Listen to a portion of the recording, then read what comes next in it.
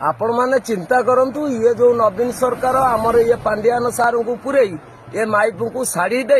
ये जो नाटक ये चलई ताने ओडिशा आउ कम दिन भीतर ध्वंस हवा काम नवीन बाबू तो ध्वंस हे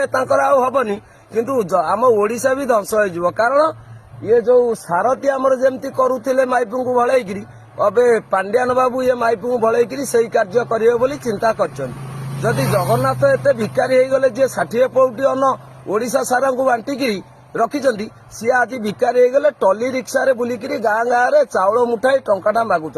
ये नीलज को शरम नहीं कि ये स्त्री लोक कौन आुआ से कथा तो छाड़ आपण मैंने चिंता करूँ जगन्नाथ आज असहाय भिक मागिले आ समय बहु कम दिन जहाँ मालिका लिखी से हम किंतु नवीन बाबूकर भी शेष समय आसीगला जयंती सारथी जगन्नाथ तुलसी रे चढ़ी धरा पड़ा नवीन बाबू धरा पड़े सहित आमर जो आई तेलेंगाना रु पांडियान बाबू से भी धरा पड़े कम समय आपण मैंने जहाँ चिंता करेंगे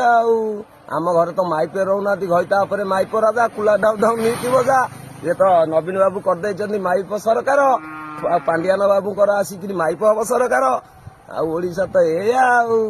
हाउ आमे तो कर्मी लोक आमे जाऊचु